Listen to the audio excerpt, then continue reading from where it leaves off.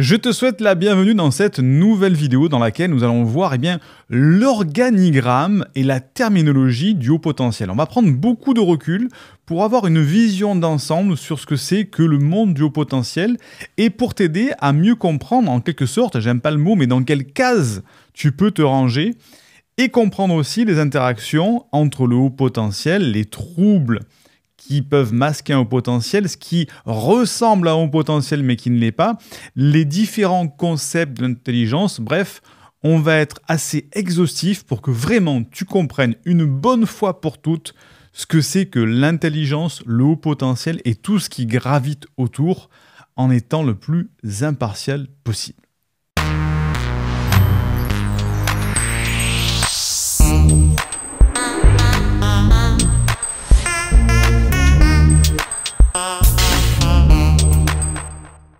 Je te souhaite la bienvenue à l'Université des hauts potentiels dans laquelle nous aidons les personnes avec un profil psychologique de haut potentiel à s'épanouir avec leur douance pour, je l'espère, co-créer un monde meilleur.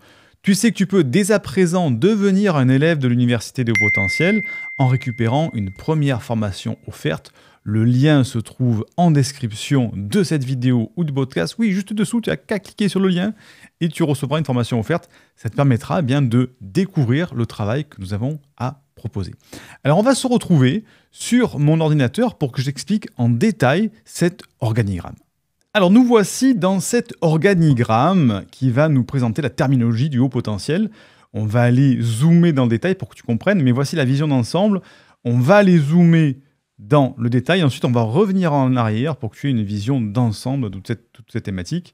Alors, ne m'en veux pas si tu vois des fautes de frappe. C'est encore tout frais. Je viens de créer cet organigramme. Et le lien se trouve en description si tu veux le télécharger pour l'avoir avec toi. Donc, nous allons commencer par le début, c'est-à-dire les sciences. Dans la science, nous avons deux types de sciences, et je vais utiliser mon joli pointeur, qui est un pointeur laser, voilà, de Star Wars, j'aime bien. Nous avons les sciences molles et les sciences dures. Il faut bien comprendre ça pour comprendre ensuite quelle problématique on va avoir, nous, dans l'analyse de l'intelligence. Les sciences dures, c'est quoi? Ce sont les sciences exactes, c'est-à-dire la chimie, la physique, la biologie, l'astronomie. Ce sont les sciences formelles aussi, les mathématiques, l'informatique, la géométrie. C'est quoi? Pour résumer, c'est en gros 2 plus 2 égale 4. On ne peut pas avoir d'autres résultats. C'est de la science dure, c'est exact, c'est une déduction exacte. Ce sont les sciences exactes. En chimie, on fait des réactions chimiques, on peut écrire des équations de chimie, de physique, de biologie, d'astronomie. Tout ça, ce sont des sciences dures qui ne bougent pas, il n'y a pas de nuance là-dedans. En opposition, on peut dire, il y a les sciences molles. C'est quoi? Ce sont les sciences, c'est la science qui n'est pas objectivement quantifiable avec exactitude. Et oui, ce sont les sciences humaines, les sciences sociales, et entre guillemets, un petit peu malheureusement, c'est là que se situe l'analyse du haut potentiel. C'est-à-dire, ben oui, effectivement, on va se dire, ok, ben, je ne peux pas faire d'équation qui va me permettre de dire, bah, tiens, A plus B égale haut potentiel. Voilà, c'est un petit peu plus flou, ça dépend de nombreux paramètres, l'équation est énorme, et donc c'est une science molle, on appelle ça molle, dont les résultats ne sont pas catégoriques, gravés dans le marbre. Ça, il faut bien le comprendre. Et dans ces sciences molles, il y en a plusieurs, hein, les sciences humaines, les sciences sociales. Nous, on va s'occuper des sciences humaines, de la science humaine, et notamment de sa partie de la mesure de l'intelligence. Et là, on tombe dans, déjà, tu vas le comprendre, une difficulté qui est la différence, un petit peu la guerre, les clans, on va dire, pour être un petit peu plus précis, parce qu'il faut se dire, du monde académique, et du monde de ce que j'appelle, moi, la recherche expérimentale. Et on a deux mondes très distincts. Donc, le côté académique qui est réglementé par l'ordre des médecins, et la recherche expérimentale qui est non réglementée. Et on va se trouver dans un camp avec les psychologues, les psychothérapeutes, tiens, j'aurais dû mettre un S d'ailleurs, les psychiatres, les neuropsychiatres, et de l'autre côté, on va se trouver avec les psychanalystes, les thérapeutes, enfin tout ce qu'on appelle thérapeutes, hein, ergothérapeutes, art-thérapeutes, etc., les coachs, les sociologues et les psychosociologues. Bon, c'est pas exhaustif, mais c'est pour te donner une idée.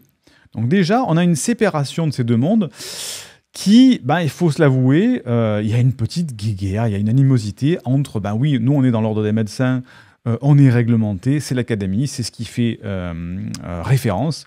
Vous, c'est plutôt non réglementé, et c'est un fourre-tout où n'importe qui peut faire n'importe quoi. Ce qui n'est pas faux dans l'absolu, mais, on ne va pas rentrer dans l'analyse plus poussée de ça, j'en ai fait des vidéos. On rencontre, c'est un petit peu comme l'analogie du garagiste, hein, tu vas voir qu'après je fais une analogie avec les moteurs de voiture, ben, tu vas rencontrer des garagistes qui sont formés dans un centre automobile avec une grande marque, qui sont des mauvais garagistes, et tu vas rencontrer des garagistes qui se sont formés sur le tas, qui sont des bons garagistes. Et il y en a des deux côtés, des bons et des mauvais. Donc en fait, c'est pas qu'un monde ou l'autre est mauvais, c'est ce qu'on en fait. Et bref, c'est plus une question de personnalité, d'individualité, qui font qu'il y a des guéguerres là-dedans, qui sont dommages, parce qu'en fait, on pourrait avancer main dans la main et ça irait beaucoup plus vite. Donc, académique, recherche expérimentale, réglementée, non réglementée. D'un côté, on va avoir une mesure de l'intelligence qui est quantitative, c'est-à-dire on va mesurer en chiffres, on va essayer de se rapprocher des sciences dures, en quelque sorte. Et de l'autre côté, on a une recherche qui est plutôt qualitative, c'est-à-dire qu'on va prendre en compte les détails et le contexte pour en comprendre toutes les implications, comprendre les implications de ce qu'on appelle l'intelligence. Et il faut comprendre que on est déjà dans ces deux clans, on va dire, en quelque sorte, mais il y a aussi différentes définitions de l'intelligence. D'un côté, tu l'as vu, c'est une définition quantitative. En quelque sorte, on va mesurer avec des chiffres, et de l'autre côté, on a une mesure qualitative, c'est-à-dire qu'on va prendre ça beaucoup plus dans son ensemble. Et de là, il y a une différence déjà dans la définition même de l'intelligence. Est-ce que l'intelligence est un chiffre, ou est-ce que l'intelligence, c'est un ensemble d'éléments qui font qu'une personne est intelligente? Donc, d'un côté, on va mesurer la performance sur des domaines restreints. Donc tu vas le voir plus loin dans l'explication du test qui fait référence. On va mesurer par exemple l'indice de compréhension verbale, l'indice de raisonnement perceptif, l'indice de mémoire de travail et l'indice de vitesse de traitement. C'est ce qu'on traite uniquement dans le monde académique, à l'aide de ce qu'on appelle le test en France, le VICE 4, qui fait référence, mais qui est reconnu dans le monde entier aussi. Ce n'est pas le seul test, on va le voir, mais on est limité à mesurer la performance sur des domaines restreints et à donner un chiffre, c'est-à-dire ce qu'on appelle le QI, le quotient intellectuel. Et c'est ce que j'appelle de manière un petit peu péjorative une performance isolée. On va mesurer uniquement compréhension verbale, raisonnement perceptif, mémoire de travail et vitesse de traitement. De l'autre côté, on va essayer, dans cette expérimentation en quelque sorte, de mesurer la performance globale du cerveau de l'intelligence. Et l'intelligence englobe un large éventail de capacités cognitives, comportementales et émotionnelles. Cognitif, comportemental, émotionnel. Et là, on ne tient pas du tout compte déjà du côté émotionnel, ce qu'on peut appeler l'intelligence émotionnelle, ni de l'aspect comportemental.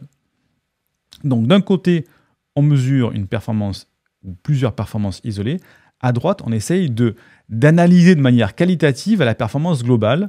Alors, il y a des mesures qui sont déjà existantes, c'est des tests, des bilans psychologiques qui sont déjà mis en place, qui font référence, mais les utiliser ensemble et les relier ensemble pour avoir une mesure normée de l'intelligence, ça n'existe pas encore. Nous, à l'Université de Haut Potentiel, on a bossé pendant 10 mois avec psychologues et coachs pour créer un bilan psychologique de la douance qui soit le plus précis possible, mais ce n'est pas normé, il n'est pas, entre guillemets, officialisé.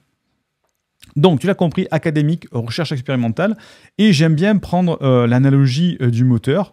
Tu vois, on a ici un moteur qui est sur... lorsqu'on fait des tests sur un banc de moteur, on prend un moteur, on le pose dans un laboratoire, on le connecte à des machines, à des appareils, et ces appareils vont mesurer sa performance. C'est ce qu'on appelle la performance isolée du moteur. On va avoir par exemple sa puissance en watts, en chevaux, sa cylindrée, sa consommation. Ok, on mesure la performance du moteur. Est-ce que c'est suffisant pour qu'une voiture soit performante? Non, puisqu'à droite, tu l'as vu, mon petit dessin, quand on voit des voitures en rallye, on se rend bien compte que le moteur n'est pas la seule mesure de la performance de la voiture. On a bien sûr le moteur, on a bien sûr le châssis, on a les pneus, la carrosserie, on a le pilote et bien sûr on a le contexte, c'est-à-dire sur quelle piste est en train d'évoluer la voiture. Et tu vois que tout ça fait que la voiture est ou non, entre guillemets, performante en analogie avec l'intelligence. Hein. D'un côté, est-ce que le moteur est performant, intelligent, et de l'autre côté, est-ce que la voiture est performante, intelligente? Tu fais toi-même l'analogie avec l'intelligence. Est-ce que c'est nécessaire, enfin, est-ce que c'est suffisant ou pas? Là est la question, et là est le débat. Donc, tu l'as compris, on va descendre un petit peu plus bas. On mesure l'intelligence. Tu as compris que là, de ce côté-là, c'est déjà compliqué de se faire la guéguerre. Déjà, on n'est pas d'accord. Et ça, il n'y a pas de consensus scientifique sérieux sur la définition même de l'intelligence. On a une définition d'intelligence qu'on va voir après, qui est donnée par le Larousse, mais tu vas voir que c'est très large. Donc, on mesure l'intelligence. Oh, pardon, j'ai fait un trop grand zoom. On mesure l'intelligence. Et là, les deux mondes, l'académique et l'expérimental, hein, vont déterminer deux profils de personnes. Les neurotypiques à gauche et les hauts potentiels à droite. Donc, on va d'abord s'occuper des... les neurotypiques, sont les normaux pensants, les gens normaux, hein, et les hauts potentiels sont ceux des surdoués. On va d'abord s'occuper des surdoués, parce que c'est ce qui nous intéresse, et après on va prendre du recul. Donc, le haut potentiel, les bilans psychologiques, les tests d'intelligence, tests de QI, vont déterminer ce qu'on appelle le haut potentiel, qu'on appelle aussi surdoué, qu'on appelle en anglais les gifted people, gifted intelligence. Et là, on retombe justement sur la petite guéguerre entre le monde académique et expérimental.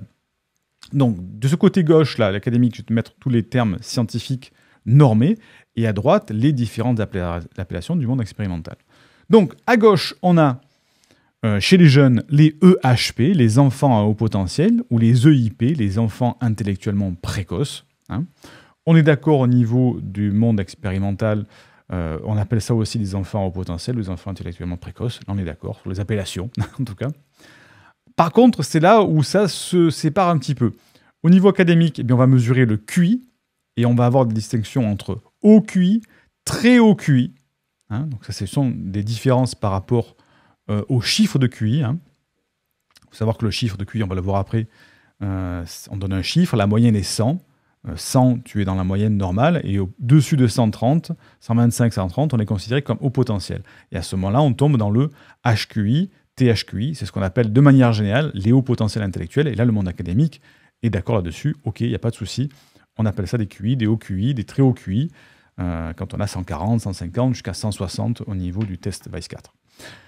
Au niveau expérimental, on a deux branches qui se sont mises en place. On a ce qu'on appelle les HPI et les HPE. Au potentiel intellectuel, au potentiel émotionnel, qui font référence. Le HPE est apparu aux États-Unis, on va le voir un petit peu plus loin, et a été popularisé en France par une psychanalyste qui s'appelle Raymond Dazan, on le verra un petit peu plus tard.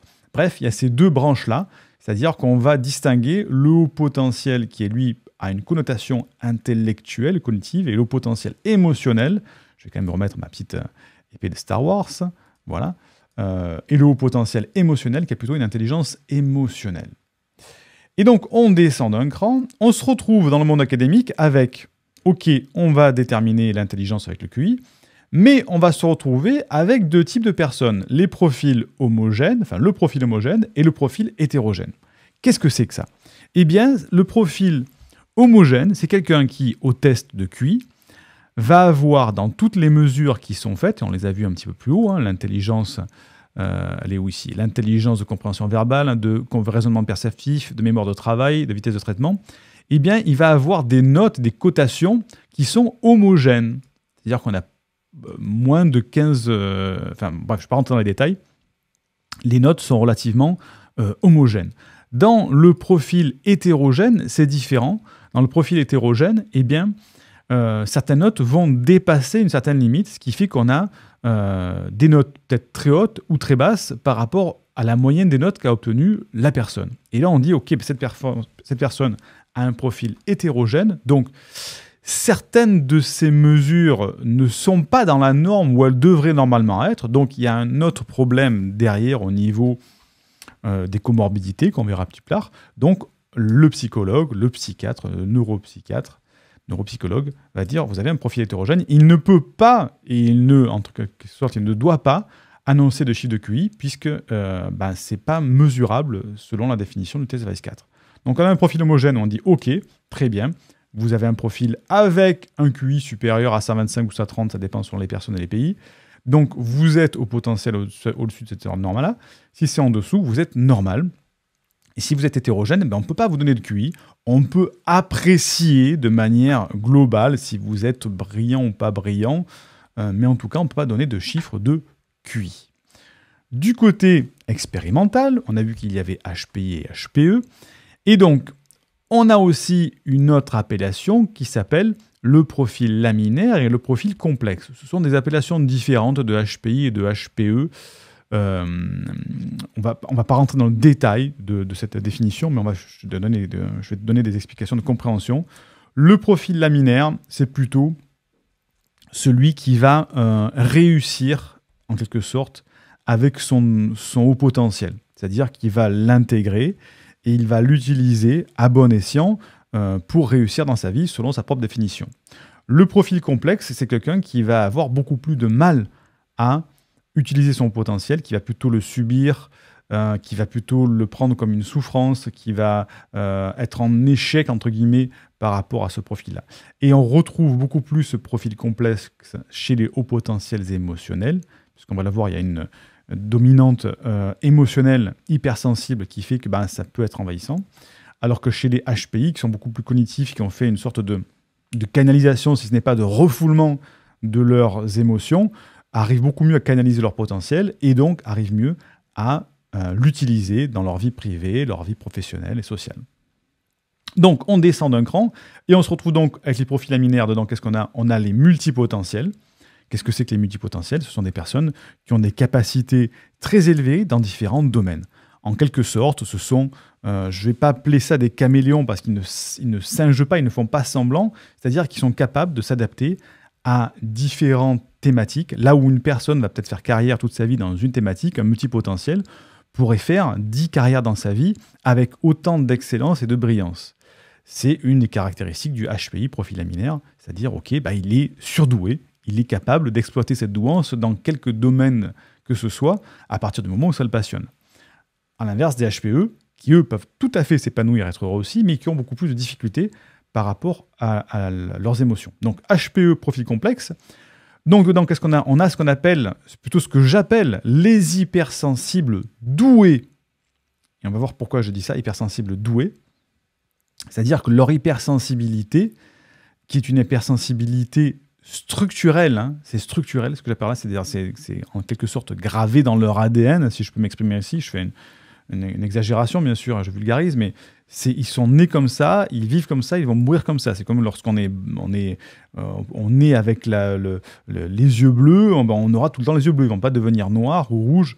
C'est comme ça, on est hypersensible et c'est une hypersensibilité qui est liée à un haut potentiel émotionnel. C'est structurel, c'est pas accidentel.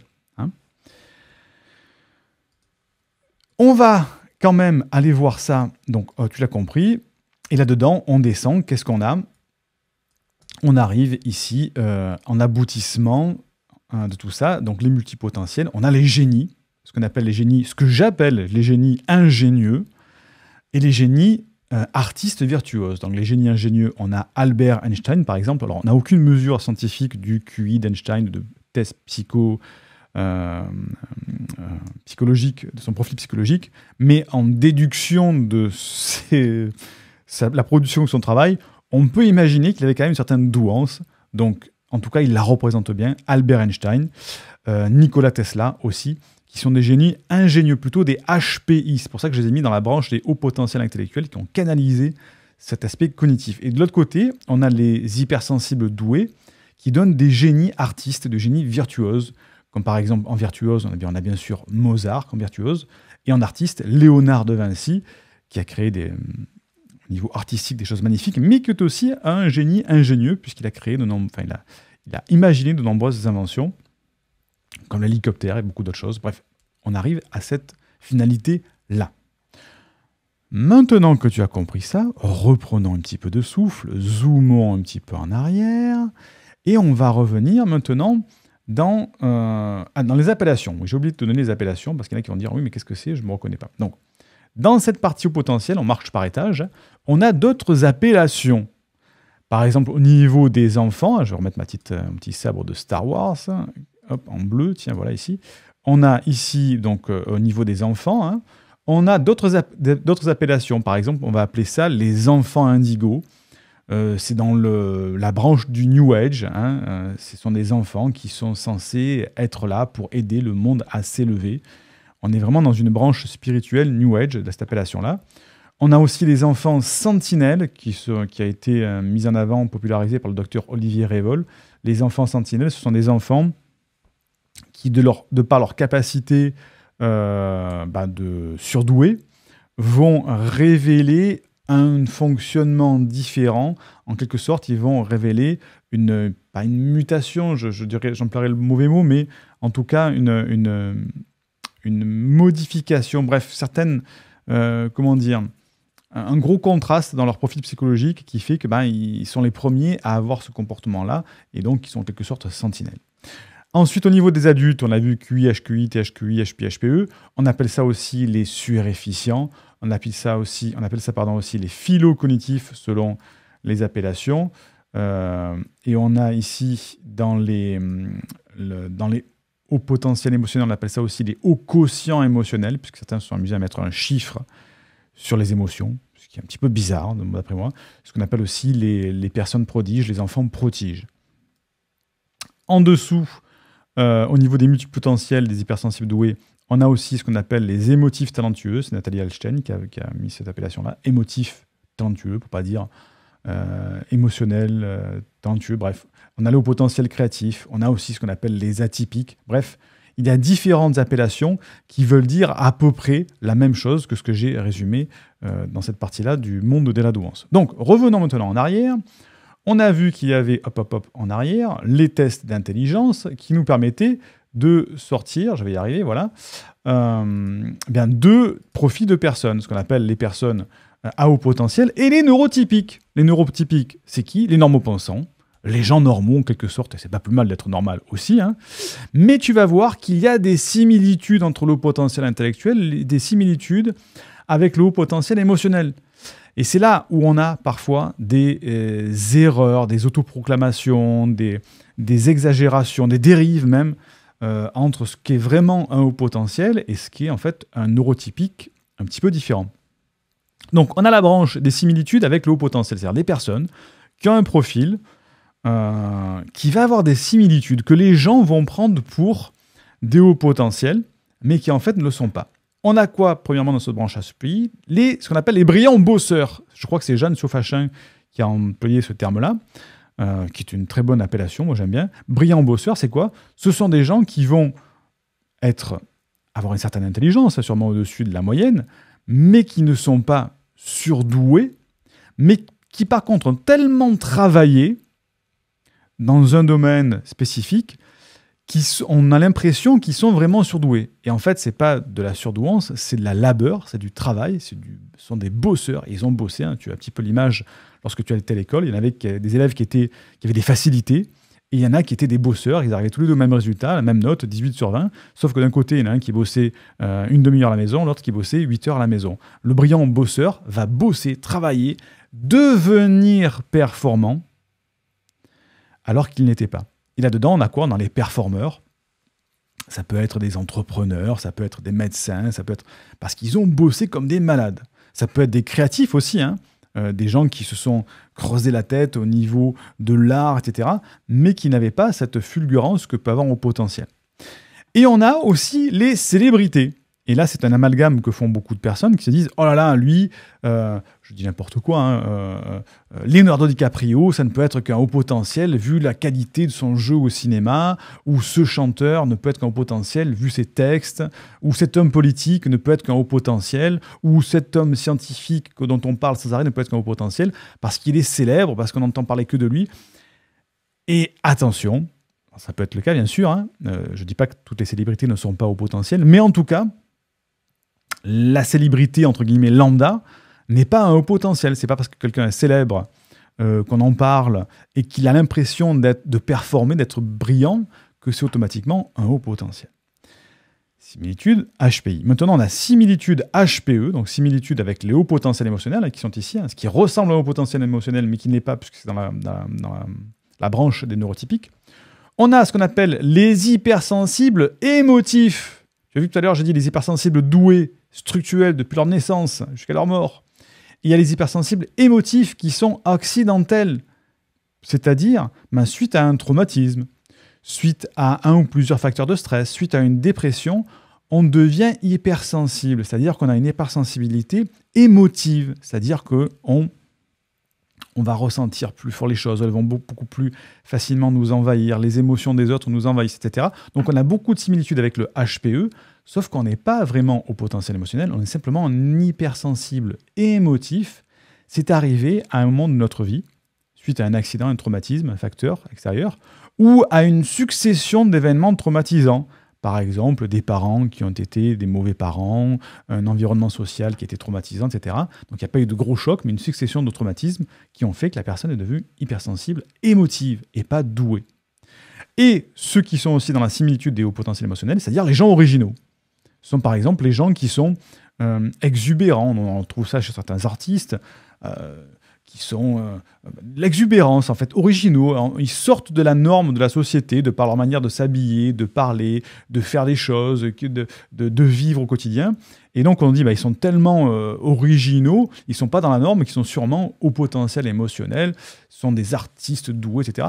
Pas automatiquement, ils peuvent être simplement originaux, exubérants, et pas au potentiel. Parce qu'il n'y a pas une douance derrière. Prenez bien en compte l'aspect douance. Pas besoin d'effort de travail pour être au potentiel. Donc déjà, tu vois que on peut se perdre dedans et se dire, mais en fait, est-ce que je suis juste hypersensible, émotif, lié à un accident? Est-ce que je suis juste un original? Est-ce que je suis un brillant bosseur ou au potentiel? Encore une fois, on va le voir après, dans la définition même de l'intelligence. Donc, ceci étant dit, zoomons un petit peu en arrière. On va faire un petit bilan. Science, on va mettre mon petit facteur laser là. Science molle, science dure. Nous, on a les sciences molles. Mesure de l'intelligence, petite guéguerre entre l'académie, le monde académique et la recherche expérimentale. On est tous d'accord que lorsqu'on fait des bilans, on va trouver des gens qui sont normaux et des gens qui sont au potentiel. Que dans ces gens au potentiel et ces gens neurotypiques, il y a des similitudes qui font qu'on peut faire des erreurs justement dedans et qu'il y a différentes appellations qui ont été mises là, soit parce que des personnes voulaient faire autrement, ou parce que on trouvait que c'était plus adapté. Bref, c'est dire la même chose que certaines choses, termes qui existent déjà. Mais, on voit que dans les sciences molles, il y a un autre embranchement ici qui est le diagnostic des troubles mentaux. Pourquoi on va parler des troubles mentaux? Parce qu'il y a beaucoup de similitudes avec le haut potentiel, et il y a une perturbation dans le haut potentiel aussi. Les deux vont se masquer mutuellement, c'est ce que je vais t'expliquer maintenant. Donc on va les zoomer maintenant dans cette partie-là. Je vais dans mon petit zoom ici, voilà. Et on va aller ici, voilà, dans les troubles mentaux. Alors on a les troubles mentaux qui sont ici. On va essayer de les prendre en entier. Et après on va aller dans le détail. Donc dans les troubles mentaux, on a quoi? On a, hop là, je reviens en arrière. Le pervers narcissique, tout ce qui est perversion et narcissisme, les TSA, les troubles du spectre de l'autisme, le TDAH, troubles du déficit de l'attention, la constellation des 10, les troubles dépressifs et les troubles anxieux. Alors attention, je ne suis pas exhaustif dans les troubles mentaux du tout. J'ai mis là uniquement ceux qui font référence dans la thématique du haut potentiel, c'est-à-dire ceux que l'on retrouve souvent, de manière statistique, chez le haut potentiel, et qui ont une interaction positive ou négative dans le haut potentiel. Je n'ai pas mis tous les troubles mentaux, j'ai mis ceux qui sont en rapport avec le haut potentiel. Donc, dans ces troubles-là, on a ce qu'on appelle les comorbidités du HP. Comorbidité, c'est quoi? C'est un trouble associé que l'on retrouve chez les personnes à haut potentiel. Alors, on les retrouve aussi chez les personnes normales, bien sûr, mais en tout cas, d'un point de vue, alors pas statistique, parce que les études en disent le contraire maintenant, mais en tout cas, ce sont ces troubles-là que l'on retrouve chez le haut potentiel et qui posent problème dans le diagnostic du haut potentiel. Donc, on va aller de droite à gauche pour que tu comprennes bien. On va aller peut-être même entre guillemets, du plus simple au plus compliqué. On va zoomer un petit peu ici. On a ici ce que l'on appelle le pervers narcissique, trouble. Le pervers narcissique, alors c'est le problème, pourquoi je l'ai mis ici? Parce que le pervers narcissique est, entre guillemets, hein, on dit ça de manière à vulgariser, l'ennemi numéro 1 du haut potentiel qui est dans le mal-être. Pourquoi? Parce que le haut potentiel qui est dans le mal-être, et c'est tout à fait valable aussi chez les normaux-pensants, hein, un haut potentiel qui est dans le mal-être va avoir des failles émotionnelles que va repérer le pervers narcissique, qui est un prédateur des émotions, c'est-à-dire quelqu'un qui a besoin de se nourrir des émotions d'une personne, de vampiriser ses émotions pour se sentir bien lui aussi, enfin surtout lui, et en vampirisant sa victime, il la détruit. Hein. Et donc le pervers narcissique est vraiment le prédateur par excellence du haut potentiel qui est dans le mal-être, parce qu'il va repérer sa proie faible, et il va la détruire psychologiquement en vampirisant ses émotions. Donc c'est un trouble qui n'est pas présent chez le haut potentiel, c'est-à-dire qu'un haut potentiel ne peut pas être pervers narcissique. Hein. Enfin, certains vont me dire le contraire, mais en tout cas, selon la définition que moi j'entends du haut potentiel d'intelligence, on ne peut pas être à la fois un haut potentiel et pervers narcissique. Par contre, le pervers narcissique peut ressembler à un haut potentiel, parce que le pervers narcissique peut être très intelligent. C'est un athlète de haut niveau de la perversion et du narcissisme. Donc il paraît, on confond certains pervers narcissiques avec des hauts potentiels de manière vulgaire. C'est-à-dire quand on côtoie des personnes comme ça, sans test, sans bilan, on peut dire wow, cette personne est brillante, est intelligente, parce qu'en fait elle est intelligente, mais dans sa perversion, dans son narcissisme, pour briller en société. Ensuite, on a les TSA, les troubles du spectre de l'autisme. Alors qu'est-ce que c'est que les troubles du spectre de l'autisme? Bon, tout le monde a une idée déjà de ce que c'est que l'autisme. Il faut faire référence au film avec Dustin Hoffman et Tom Cruise, qui s'appelle, j'ai perdu le nom, ça y est, Rain Man, voilà, Rain Man, dans lequel on a un trouble du spectre de l'autisme. Le trouble du spectre de l'autisme, ça a une tendance à ne pas arriver à décoder le non-verbal, à avoir des, comment on appelle ça, des cercles, des centres d'intérêt restreints. Bref, le manuel DSM-5, qui fait référence dans les troubles diagnostiques, donne une définition très large mais intéressante de l'autisme.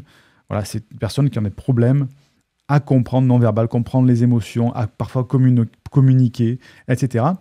Mais dans ces troubles du spectre de l'autisme, c'est très large. La définition même du DSM-5, elle est trop large parce qu'elle englobe beaucoup de personnes et malheureusement, elle englobe parfois les hauts potentiels. Et certaines personnes, certains personnels de santé, certains coachs, thérapeutes, mettent une étiquette de trouble du spectre de l'autisme sur des personnes qui ne sont pas autistes, mais qui sont simplement hauts potentiels.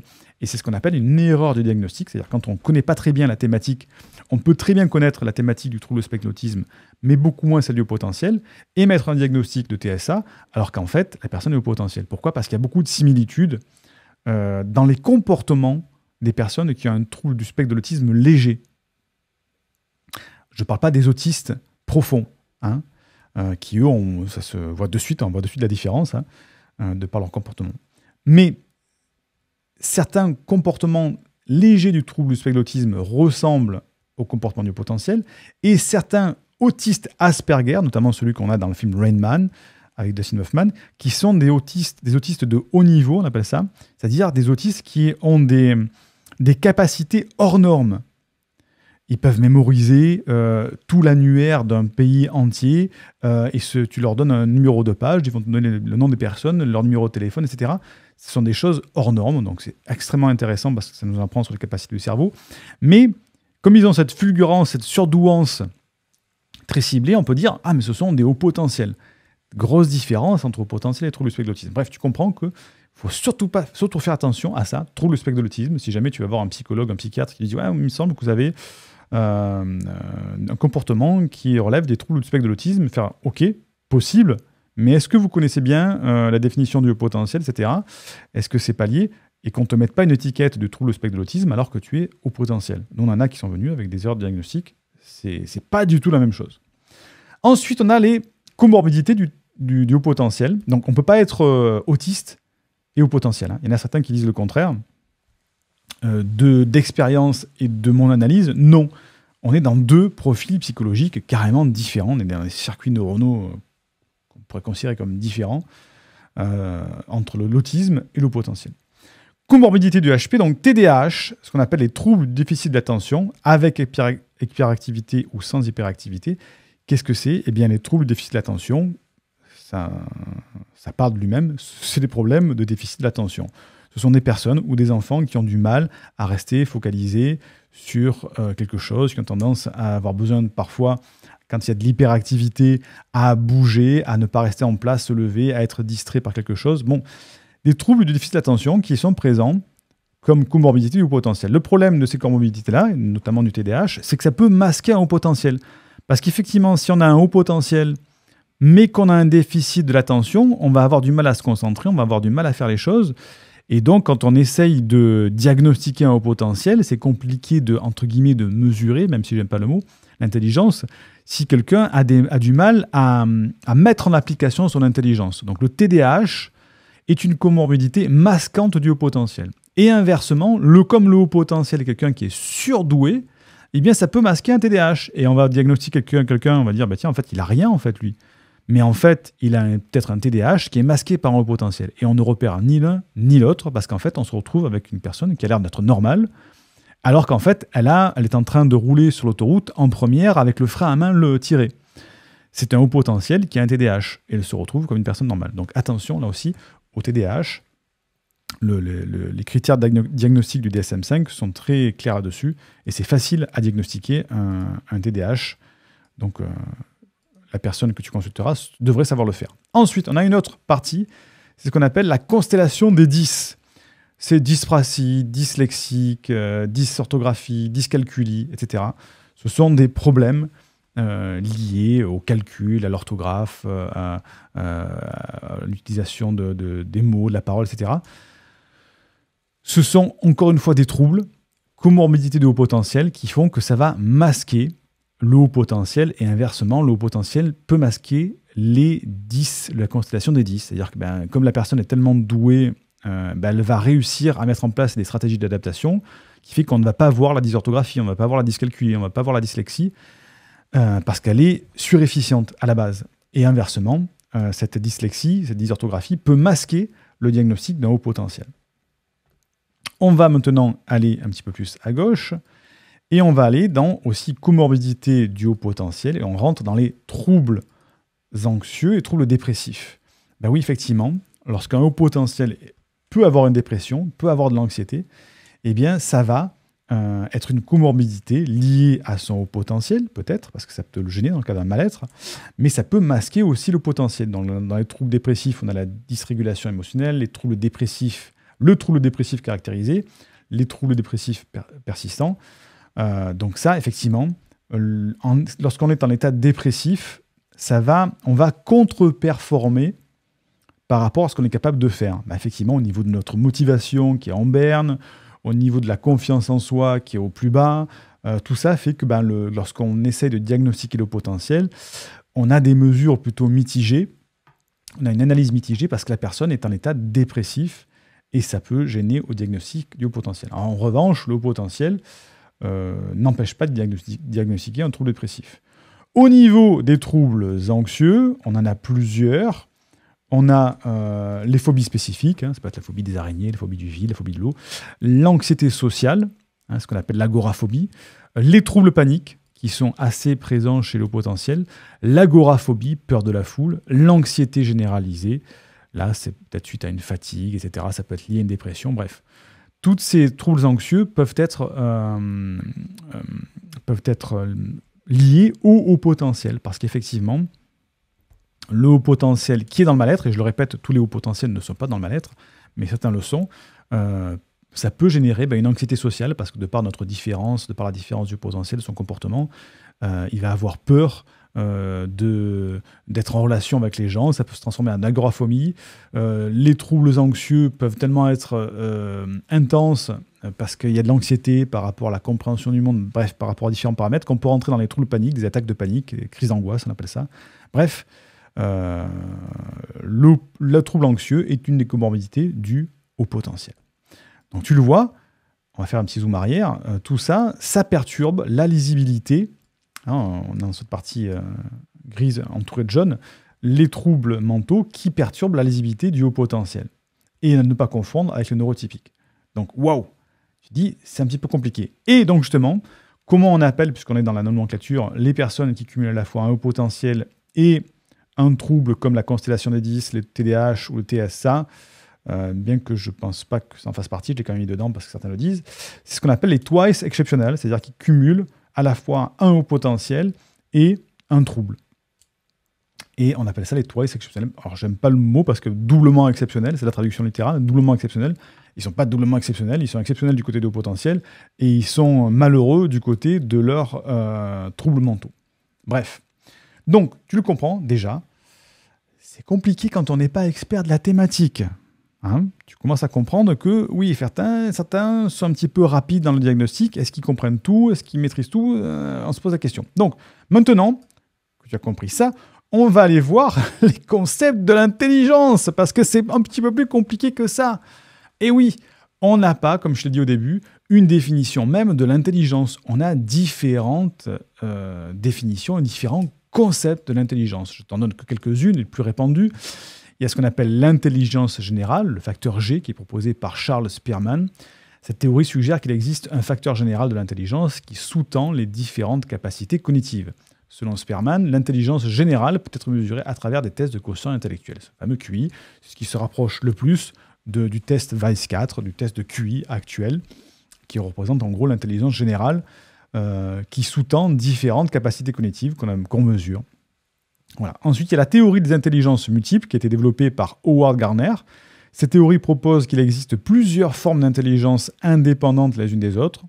Et Gardner identifie initialement 8 types d'intelligence: linguistique, logico-mathématique, spatiale, corporelle, kinesthésique, musicale, interpersonnelle, intrapersonnelle et naturaliste. Donc en fait, c'est un élargissement de l'intelligence générale qui est proposé par Gardner, qui dit effectivement, on va rajouter le corporel kinesthésique, le musical, l'interpersonnel et le naturaliste. C'est mieux, mais à mon point de vue, insuffisant. Ensuite, on a l'intelligence émotionnelle. Ah, tiens, c'est ce dont on parlait tout à l'heure. L'intelligence émotionnelle qui est popularisée par Daniel Goleman. Cette théorie suggère que l'intelligence ne se limite pas à des capacités cognitives, mais inclut également la conscience émotionnelle, la gestion des émotions, la compréhension des autres et les compétences sociales. Ah, là, ça commence à devenir intelligent. Moi, je fais l'erreur. Ça commence à devenir intéressant. L'intelligence émotionnelle rajoutée. Donc, on voit que cette intelligence émotionnelle est popularisée par Daniel Goleman et a été reprise en francophonie par Raymond Hazan. Ensuite, on a l'intelligence créative. L'intelligence créative se réfère à la capacité de générer des idées originales, d'effectuer des associations inhabituelles et de résoudre des problèmes de manière novatrice. Ce concept met l'accent sur la créativité et la pensée divergente. C'est ce qu'on appelle en anglais « thinking out of the box », penser en dehors de la boîte. Et effectivement, l'intelligence créative, c'est bien, mais comme tu l'as vu tout à l'heure, c'est une intelligence qui peut être travaillée, s'habituer à penser en dehors de la boîte. Certains entrepreneurs le font. Donc c'est intéressant. Est-ce que c'est suffisant? Non. Donc, on va aller plus loin. On va remonter ici, voilà. On a ensuite l'intelligence sociale. Ce concept se concentre sur la capacité d'interagir efficacement avec les autres, de comprendre les émotions et les intentions des autres, de résoudre les conflits, de naviguer dans les relations sociales de manière adaptée. L'intelligence sociale ne sera en quelque sorte qu'une intelligence émotionnelle mis au profit des interactions sociales. Ensuite, on a l'intelligence pratique. Ce concept qui a été développé par Robert Gestenberg se réfère à la capacité d'appliquer les connaissances et les compétences dans des situations réelles, d'adapter son comportement à des contextes spécifiques et de résoudre les problèmes de manière efficace. Donc, intelligence pratique, je mettrai comme exemple tout à l'heure Albert Einstein et Nikola Tesla, qui ont mis un aspect pratique. Donc, ça ne serait que des hauts potentiels intellectuels qui mettent en pratique, qui canalisent leurs douances. Ensuite, on a l'intelligence fluide et cristallisée. Cette distinction proposée par Raymond Cattell fait référence à l'intelligence fluide, qui est la capacité d'abstraction, de raisonnement et de résolution des problèmes dans des situations nouvelles, et à l'intelligence cristallisée, qui est l'acquisition des connaissances, de compétences et d'expériences au fil du temps. Donc, on a une opposition entre intelligence fluide, qui est effectivement, moi, ce que je considère comme l'intelligence, c'est-à-dire la capacité d'abstraction, de raisonnement, de résolution des problèmes en utilisant toutes les intelligences, et l'intelligence cristallisée qui n'est qu'une acquisition, qu'une accumulation de connaissances et de compétences. C'est la distinction entre les personnes qui sont brillantes, les brillants bosseurs, qui ont une intelligence cristallisée très prépondérante, et l'intelligence fluide qui est une capacité d'abstraction, de raisonnement. Est-ce que ça se travaille, ça? Je ne pense pas. Et ensuite, on a la théorie des 3 anneaux de Joseph Renzulli, qui est une théorie qui est très populaire. La théorie des 3 anneaux de Renzulli propose une approche élargie de la compréhension de l'intelligence en mettant l'accent sur 3 composantes interconnectées: la capacité intellectuelle élevée, ce qu'il appelle l'intelligence académique, ce que je t'expliquais tout à l'heure, la créativité et l'engagement dans des tâches motivantes. Mais il faut aussi que la personne soit engagée. Et Renzulli souligne que l'intelligence académique seule n'est pas suffisante pour définir l'intelligence globale, et que la créativité et la motivation jouent un rôle essentiel dans la manifestation du potentiel intellectuel. La théorie des 3 anneaux de Renzulli propose une approche inclusive de l'évaluation des capacités intellectuelles en tenant compte de multiples facettes de l'intelligence. Ah, on se rapproche de quelque chose d'intéressant. Donc, prenons du recul, tu comprends que le monde scientifique n'est pas du tout d'accord sur la définition même de l'intelligence. Donc, on va en arriver maintenant à la fin de cette présentation et te donner ce qui fait référence aujourd'hui dans le monde académique, attention, sur l'intelligence, c'est-à-dire le fameux facteur G, la théorie de l'intelligence qui est proposée par Spearman, qui est un psychologue anglais en 1904. Celui-ci fait passer des tests d'aptitude mentale à des enfants et en déduit que, quelles que soient les tâches réalisées, il existe une corrélation positive entre celles-ci. C'est le facteur G. Donc, en quelque sorte, si tu es intelligent sur une tâche, tu dois être intelligent sur les autres. Et donc, ce facteur d'intelligence, c'est le facteur G. Il appelle ça l'intelligence générale ou l'habilité mentale générale. Dans ce modèle, il existe bien des variables entre les épreuves, mais la probabilité est élevée si on en réussit une. La probabilité est élevée si on en réussit une de réussir les autres. Par exemple, un enfant qui performe en arithmétique a également des chances de réussir l'épreuve de vocabulaire, même si le degré de réussite peut varier. L'intelligence est donc perçue comme phénomène global dont chaque partie peut être influencée par un facteur spécifique qui fait varier le degré de réussite dans une épreuve donnée. C'est en quelque sorte la naissance du fameux test Weiss qui dit on va les tester dans 4 domaines. Et s'ils sont bons dans les 4 domaines, ils ont une intelligence générale élevée, un QI élevé. Par contre, s'il y a trop de différences entre ces intelligences-là, il y a un truc qui ne va pas, parce que normalement, si on en parle de cette théorie de Spearman, s'ils réussissent dans un domaine, ils doivent réussir dans les autres. Donc, s'ils ne réussissent pas dans les autres, s'il y a des différences de notation entre les autres, un écart trop important, eh bien, il y a un problème, donc on ne peut pas annoncer de QI. Et donc, on retombe sur ce fameux Weiss 4, qui est ici, où on voit qu'on a ici, je vais te le mettre ici, voilà, pour te l'expliquer rapidement. On a le QI, qui est on va dire, c'est pas une somme, mais on va vulgariser comme ça, entre l'intelligence verbale et l'intelligence de performance. Dans l'intelligence verbale, on va avoir la compréhension verbale, la mémoire de travail, les capacités perceptuelles d'organisation, la vitesse de travail. Et dedans, on a différents sous-tests, vocabulaire, similarité, information, compréhension, bref, je ne vais pas te dire tout ça. Donc, quand on passe un test de QI, on passe tout ça. Et tous ces tests-là, alors le psychologue fait passer en général ceux du milieu. S'il y a des problèmes, il va chercher des sous-tests et ensuite, il va noter ces informations-là pour avoir des indices IQ, c'est-à-dire le QI verbal et le QI de performance, qui donne après, à la fin, le QI global, le QI général, et qui se manifeste sur cette magnifique courbe de Gauss qu'on connaît nous tous dans le métier, qui est au milieu, donc, la représentation de l'intelligence selon la définition du QI, qui est, entre guillemets, j'aime pas trop, qui fait que la moyenne est à 100, c'est-à-dire que la majorité des gens se trouvent en haut de cette courbe de Gauss, qui est d'un QI de 100, et qu'ensuite, plus on s'éloigne vers le haut potentiel, il y a de moins en moins de personnes, et au plus on descend vers la sous-efficience, c'est-à-dire le déficit mental, il y a de moins en moins de personnes. Et on se retrouve ici avec, au-dessus de 130, seulement 2,1% de la population qui a un QI supérieur à 130, et qui est donc considéré comme haut potentiel. Idem, il n'y a que 2,1% de la population qui se situe en dessous de 70, le seuil de la sous-efficience, c'est-à-dire des problèmes cognitifs. Bref. Donc, c'est beau, c'est joli. Qui a mis ce mur à 130 ? Il a fallu le mettre. Alors, on sait très bien que l'intelligence, il n'y a pas une barrière. On ne passe pas le mur du son de l'intelligence. Il n'y a pas un bang. C'est plutôt, c'est beaucoup plus fluide que ça. Est-ce qu'on est intelligent à 129 est-ce qu'on est intelligent à 130 et on ne l'est plus à 129 ? Là, il y a un peu le paradoxe des courbes et des diagrammes. Le monde académique a choisi de faire ça. Le problème, c'est que dans le public, beaucoup de personnes disent « Ah non, mais moi, on m'a dit que j'étais en dessous de 130, donc je ne suis pas au potentiel. » Alors qu'il y a une zone de flou ici, entre 120 à peu près de QI. Bref, il y a une zone de flou au niveau de l'intelligence. C'est pour ça qu'il ne faut pas prendre ça comme des paroles d'évangile. Le test de QI, le test Vice4 est un test intéressant, mais comme on l'a vu, tu l'as compris, est un des paramètres à prendre en compte de l'intelligence.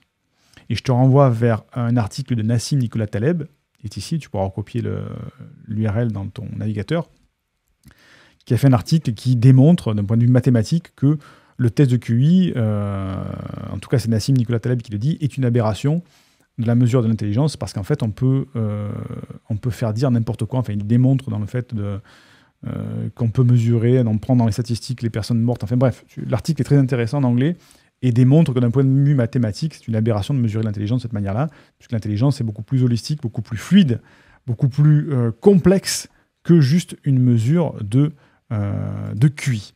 Donc le test de QI est très intéressant dans cette quête, dans cette enquête qui va mener vers l'exploration du haut potentiel. Mais, comme on l'a vu ici, les vrais hauts potentiels, ils se situent ici. Voilà, le potentiel il se situe ici. Donc, soit avec, dans le monde académique, un QI élevé, et parfois on peut passer au travers de ce test QI, ce test Vice4, parce que la mesure de l'intelligence, je te renvoie vers d'autres vidéos que j'ai faites sur la chaîne de haut potentiel, est un petit peu compliqué. C'est compliqué de mettre un chiffre exact dessus. On a vu que c'était une science molle, d'où la problématique. Science molle ne peut pas garantir un chiffre ferme et régulier. Et le monde expérimental dans lequel on essaye d'avoir une approche un petit peu plus holistique, un petit peu plus à recouper toutes ces différentes intelligences que je t'ai expliquées ici pour les mettre au sein d'un même bilan. C'est ce que nous, on a fait au niveau de l'Université des hauts potentiels. On a sorti ce bilan psychologique de la douance qui regroupe tout ça. On a travaillé pendant 10 mois dessus. Mais c'est quelque chose qui n'est pas, comme je t'expliquais tout à l'heure, qui n'est pas normé. Le monde académique ne veut pas entendre des gens qui ne sont pas dans le monde académique, qui ne dépendent pas de l'ordre des médecins.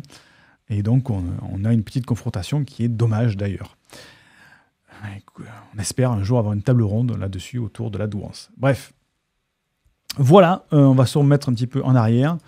Voilà, donc l'organigramme et la terminologie du haut potentiel, les tenants et les aboutissants pour que tu comprennes mieux où ça se situe. J'espère que je ne t'ai pas complexifié encore la compréhension du haut potentiel. N'hésite pas à mettre en description ce que tu en penses, à me dire ce que tu en penses. Mais tu vois qu'il faut faire attention de ne pas prendre un bilan psychologique comme parole d'évangile, ni le nôtre, ni ceux d'autres personnes. C'est une enquête dans laquelle tu dois regrouper plusieurs indices et pas un seul, pas seulement le QI, pas seulement le bilan de l'université de potentiel, pas seulement un livre que tu as lu, pas seulement le psychologue qui t'a dit que tu étais potentiel. C'est un faisceau d'indices qui, à la fin, vont te permettre de dire « je suis au potentiel ou pas ». Et là, tu seras sur la voie de la vérité. Alors, tu l'as compris, la grande idée, c'est qu'on a besoin de classifier pour apporter une solution qui soit, entre guillemets, généraliste. C'est un petit peu le même problème que pour les médicaments. On te donne des médicaments qui ne sont pas microdosés en fonction de ta taille, ton poids, ton sexe. On te donne des médicaments qui sont, entre guillemets, généralistes pour monsieur et madame tout le monde. Eh bien, tu l'as vu dans cet organigramme du haut potentiel qu'il y a beaucoup de spécificités, des différences, des similitudes. Et je pense, de mon point de vue, que se reconnaître en tant qu'haut potentiel, s'accepter en tant qu'haut potentiel, ça passe par la connaissance de soi. C'est bien de se fier à des tests, c'est bien de se fier à des bilans psychologiques. Ce sont des pistes d'exploration, c'est comme une enquête policière, on va aller chercher les indices, mais qui est-ce qui à la fin peut valider s'il est au potentiel ou pas, qui va donner les conclusions de l'enquête? Il n'y a que toi qui peux le faire. Alors, c'est bien de se faire aider par des personnes professionnelles autour de toi, mais il n'y a que toi, dans cette science molle, on va dire, qui va pouvoir dire « j'ai assez de preuves maintenant pour valider si je suis au potentiel ou pas ». Alors, attention, petite mise en garde, je ne dis pas qu'il faut comme ça, hop, j'ai lu 2 livres et je m'auto-proclame au potentiel, mais tu comprends que les tests, les bilans, les appellations, les problématiques liées font que tu dois aller explorer. C'est un chemin d'exploration, c'est une enquête policière qui, à la fin de ce cheminement, de cette introspection, te donnera les clés de ton épanouissement. Je te dis à très vite. N'oublie pas de cliquer sur la vidéo pour mettre un like si elle t'a plu ou un dislike, la partager à une personne que ça pourrait aider. Et n'oublie pas qu'en description de cette vidéo ou du podcast, tu as un lien pour télécharger une première formation offerte pour t'aider à t'épanouir avec ta douance. Je te dis à très vite et que la force soit avec toi.